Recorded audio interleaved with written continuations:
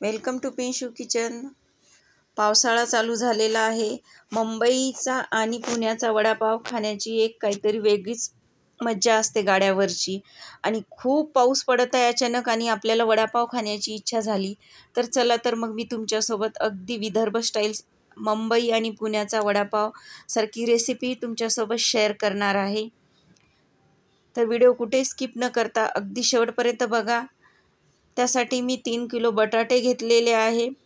कुकरला 3 ते 4 शिट्ट्या घेऊन छान उकडून घेतलेले आहे आणि छान अशा प्रकारे त्याची सालं काढून घ्यायची आहे। बटाटे जास्त उकडून घ्यायचे नाही, त्यामुळे बटाट्याला पाणी सुटते आपल्या। त्यामुळे 3 ते 4 शिट्टीमध्ये छान बटाटे उकडले जातात आपले। आणि छान आता त्याचे सुरीच्या साहाय्याने मी छोटे छोटे तुकडे करून घेत आहे। तुम्ही म्हणसाल की आपण हे पावभाजीच्या मिक्सरनं आपण बारीक करू शकतो, पण त्याला ती टेस्ट येणार नाही वडापावला आपल्या। त्यामुळे मी असे छोटे छोटे बाईट करून घेतलेले आहे। पावभाजीच्या मिक्सरनं आपण बारीक जर केलं त्याला, तर आपल्याला आलू पराठ्यासारखी टेस्ट येईल। ती आपल्याला टेस्ट नको आहे, आपल्याला वडापावची परफेक्ट टेस्ट पाहिजे। ही महत्त्वाची टीप झालेली आहे आपली। तर बघा छान छोटे बाईट करून घेतलेले आहे मी। गॅसवर कढई ठेवलेली आहे, त्यात 1 चमचा मी तेल टाकलेला आहे। गॅसचा पॉवर हा मीडियम करून घेत आहे। तेल छान तापलेलं आहे, त्यामुळे 1 चमचा मोहरी टाकली आणि मी 4 चमचे हिरव्या मिरचीचं, आलं, लसण आणि जिऱ्याची छान पेस्ट करून घेतलेली आहे।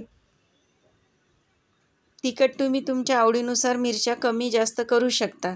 आणि 1 चमचा धनेपूड टाकलेली आहे आणि 1 चमचा हळद टाकलेली आहे। छान हे इन्ग्रीडियंट मिक्स करून घेतलेले आहे। चवीनुसार मीठ टाकायचं आहे।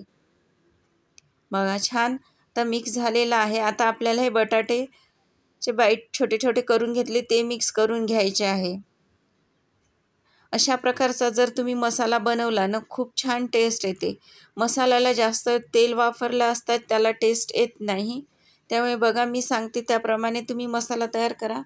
खूप छान आपल्या वडापावच्या वड्याला खूप छान टेस्ट येणार आहे। असं छान मिक्स करून घ्यायचं आहे।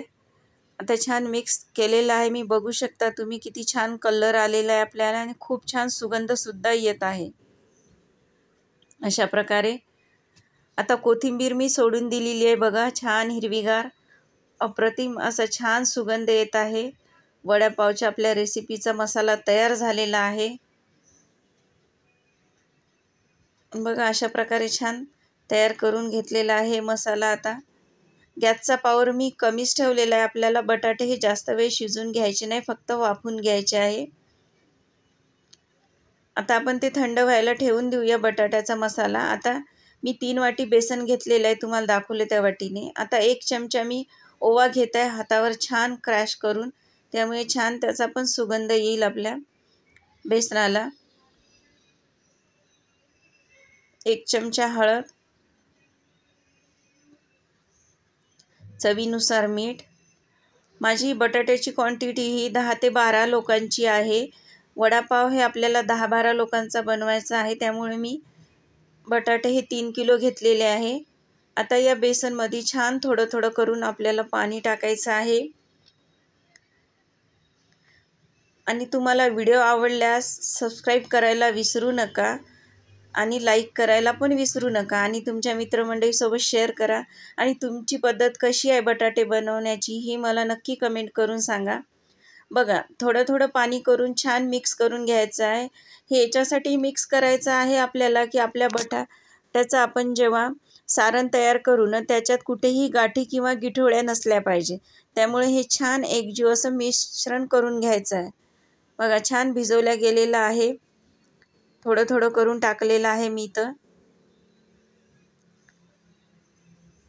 आता मी इथे चिमूटभर खायचा सोडा टाकत आहे। त्यामुळे काय होईल, आपल्या बटाटा वड्यावरचं जे आवरण राहील ना त्याला छान क्रंचीपणा आणि क्रिस्पीपणा येईल। आणि ठेल्यावरचे लोक हे खायचा सोडाच वापरतात, त्याच्यात तांदळाचं पीठ वापरत नाहीत। त्यामुळे मी सोडा वापरलेला आहे। छान आता वडापावचा मसाला अलगद आपण आता मिक्स करून घेऊया छान।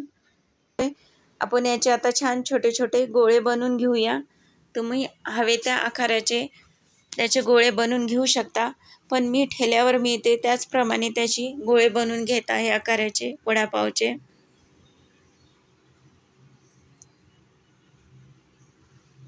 मी चिमूटभरच खायचा सोडा याच्यासाठी टाकलेला आहे की आपल्याला फक्त त्याचं आवरण छान क्रंची आणि क्रिस्पी झालं पाहिजे, म्हणून जास्त सोडा टाकायचा नाही, त्यामुळे खूप सॉफ्ट होईल आपले वडे.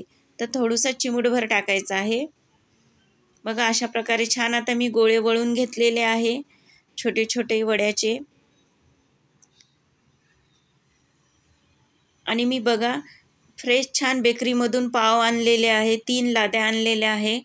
मला 3 ते 4 लाद्या लागणार आहे वडापाव बनवण्यासाठी, त्यामुळे मी छान फ्रेश वडापावचे लाद्या आणलेल्या आहे. बघू शकता तुम्ही किती छान फ्रेश आहे, किती चकाकी आहे त्या पावावर ताज्या असल्यामुळे. अशा प्रकारचे छान पाव घेऊन यायचे आहे मार्केटमधून. आणि छान आता मी ते कापून घेणार आहे. मी स्टेप बाय स्टेप तुम्हाला वडापावची रेसिपी सांगत आहे.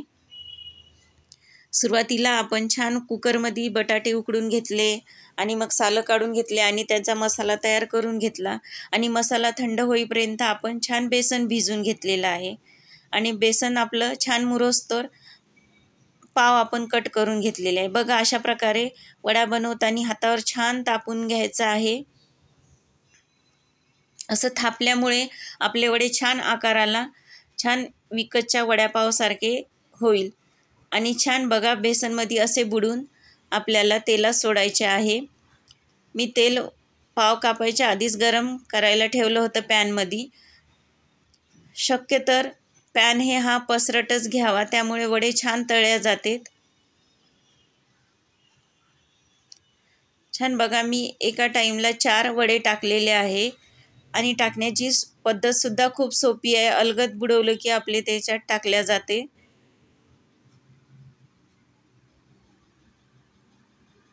तुम्हाला काही मला टिप्स याच्यासोबत शेअर करायच्या असेल तर तुम्ही ते सुद्धा करू शकता. बघा किती छान आपले वडे तयार होत आहे. कलरसुद्धा छान आलेला आहे आणि सगळ्या घरात आपल्या सुगंध याचा खाण्याचा दरवळत आहे. बघा किती छान तळल्या गेलेले आहे. आणि मी याच्या चटणीची रेसिपी पण तुमच्यासोबत शेअर करणार आहे. त्याचा मी शॉर्ट व्हिडिओ लवकरच अपलोड करील, तेही सुद्धा तुम्ही बघायला विसरू नका वडापावची चटणीचा. तर मी दुसरी बॅचसुद्धा तुम्हाला टाकून दाखवत आहे. अशा प्रकारे वडे तेलात सोडायचे आहे. बघू शकता तुम्ही एकदम परफेक्ट आपले वडे तयार होत आहे. गरमागरम असे वडे खायचे आहे. वड्यापाव खायचा आहे आपल्याला. आणि बाहेर पाणी पडत आहे मस्त. किती छान वातावरण असताना असे वडेपाव खायला खूपच छान लागतं असा वडापाव. बघा आता आपले वडे तयार झालेले आहे. बघा आता मी चटणी टाकत आहे पाववर. ही रेसिपी पण आता मी चटणीची वडापावच्या तुमच्यासोबत लवकरच शेअर करणार आहे. आता त्याच्यात छान वडा ठेवलेला आहे आणि गरमागरम वडापाववर आता ताव मारायचा आहे. आवडल्यास सबस्क्राईब करायला विसरू नका. थँक्यू.